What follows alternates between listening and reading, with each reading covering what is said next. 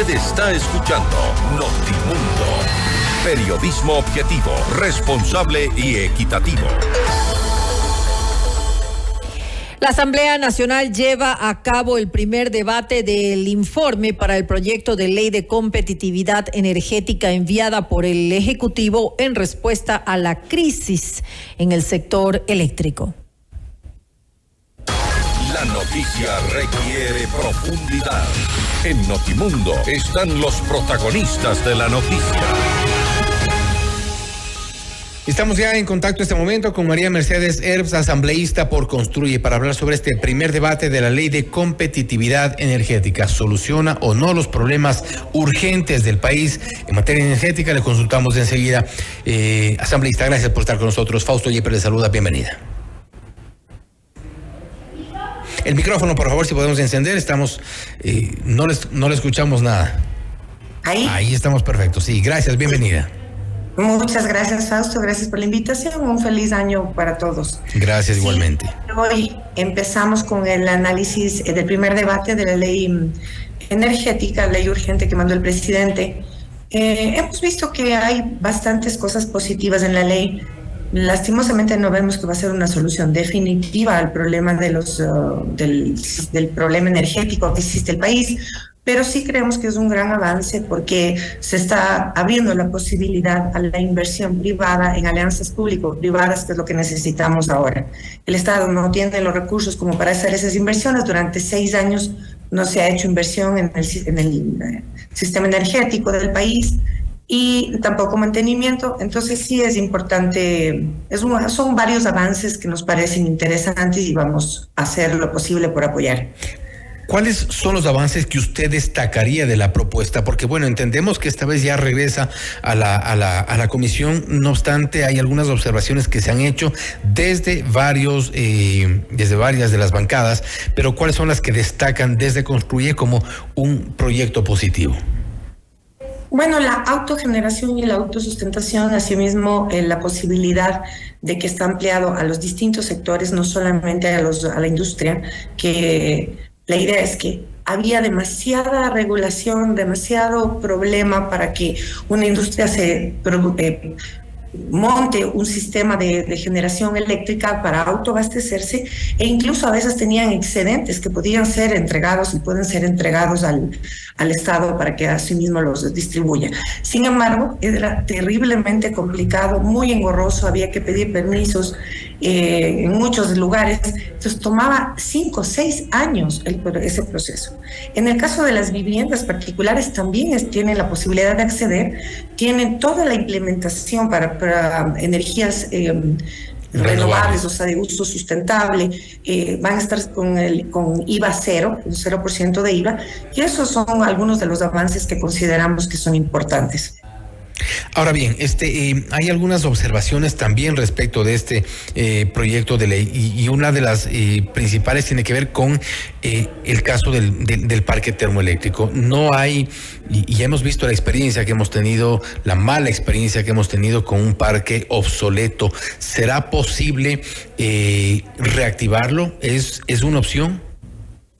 Bueno, se ha dado apertura a todo tipo de generación eléctrica, porque lastimosamente vemos que más o menos hay una proyección que para el 2027 vamos a tener alrededor de 12.000, 20.000 gigabytes, creo que es. La verdad es que yo no soy muy especialista en los términos técnicos, pero digamos que ahorita hay un consumo de 28.000. Vamos a tener, hay una proyección normal de aumento en el consumo, en la demanda de recursos de alrededor de 38.000, 40.000, entonces siempre va a haber ese déficit.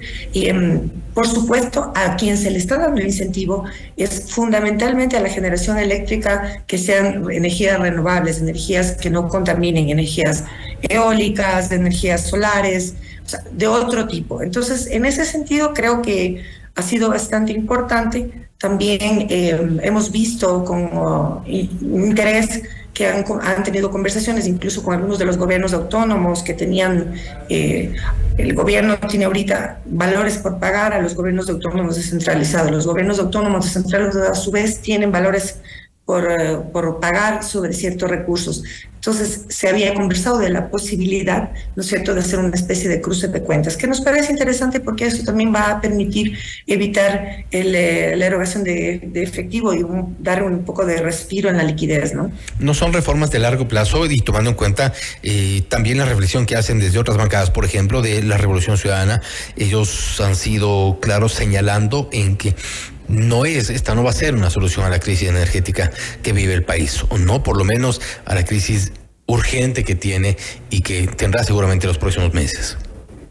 O sea, una solución definitiva, tampoco vemos que es una solución definitiva, sí consideramos que es una solución parcial, pero al menos vemos un avance, al menos vemos la intencionalidad. Hemos visto 2 gobiernos que han pasado en los que no se ha hecho ni siquiera mantenimiento, pero ahora aún se ha pensado en hacer inversión. Entonces, pero consideramos que es importante porque... En el caso del mantenimiento y la inversión no requerían tampoco de una decisión de la Asamblea Nacional ni de un proyecto de ley. Eso básicamente era una política de Estado que no se la asumió. Sí, pero sin embargo creo que la posibilidad actual del darle un impulso a lo que son las alianzas público-privadas, lastimosamente el Estado, tenemos que estar conscientes del Estado no tiene recursos y no puede dedicarse por el momento a hacer inversiones en ese sentido. Creo que la posibilidad de permitir una alianza público-privada en donde el Estado, por supuesto, sea el rector y sea el que tenga mayor incidencia en este porcentaje, ¿no es cierto?, y que pueda ayudar a través del reglamento a controlar que no tenga incidencia directa en el costo final para el consumidor, es una alternativa. No podemos decir que sea una solución mágica ni una solución completa, pero por lo menos vemos con buenos ojos. Por eso le decía yo, nosotros no pertenecemos a esa bancada, no sabemos exactamente, pero de lo que hemos visto, vemos que hay por lo menos hay la intencionalidad y el objetivo de tratar de dar una solución al menos en corto plazo. Así sea una solución parche y que no sea muy ágil, muy rápida, muy inmediata quizá. Bueno, hay algunas que yo creo que se pueden poner a funcionar de manera más rápida que otras. Y siempre ha habido la intencionalidad y hay algunos proyectos que han estado represados y que justamente no ha habido la decisión política de impulsarlos. Sabemos que hay en diferentes provincias, varios proyectos que eran justamente con inversión privada, pero siempre ha habido ese problema. En nuestro país hemos tenido un poco de recelo cuando hablamos de inversión privada. La gente piensa, y al imaginario de la gente es la privatización, y la gente enseguida tiene un rechazo.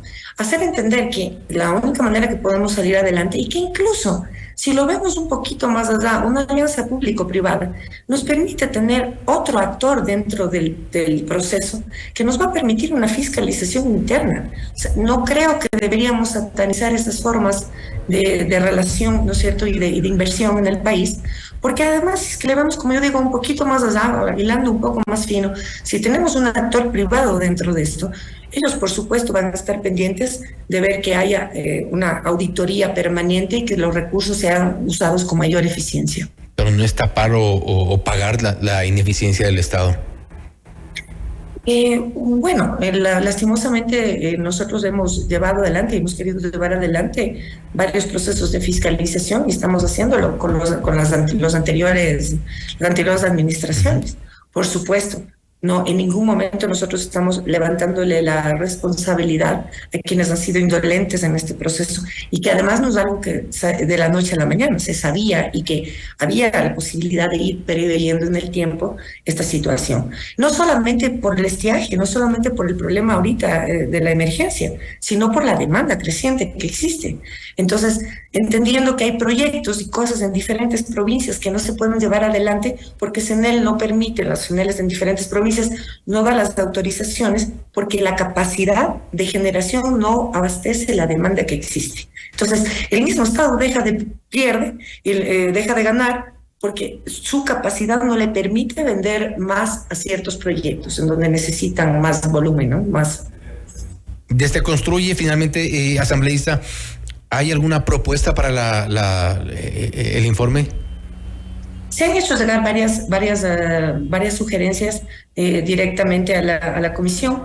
hemos visto con buenos ojos también, soy muy honesta, que dentro de la comisión hay la apertura para poder conversar, hay la apertura de diálogo, y así ha estado funcionando la Asamblea. Si bien es cierto que ha habido pequeños impases, creo que en la mayoría de las cosas hemos estado funcionando de una manera bastante más consciente con las necesidades y con la realidad del país.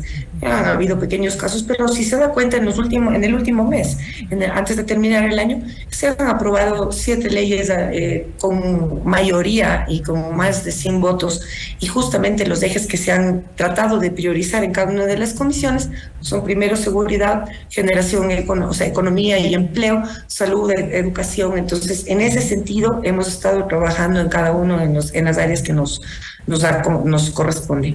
Se los ha visto sintonizados, al menos en algunas cosas que no necesariamente son reformas de fondo o cambios radicales en la normativa, pero en todo caso estaremos igual dando seguimiento a todas las propuestas. Asambleísta, nuevamente gracias por haber estado con nosotros. Muchísimas gracias por la invitación, siempre es un gusto. Gracias nuevamente. Ha sido la asambleísta María Mercedes Herbst, asambleísta por el Movimiento Construye, hablando sobre el primer debate de la ley de competitividad energética. Ha destacado, por ejemplo, el tema de las alianzas público-privadas, de esta suerte de inclusión del sector privado eventualmente para la generación de energía renovable principalmente.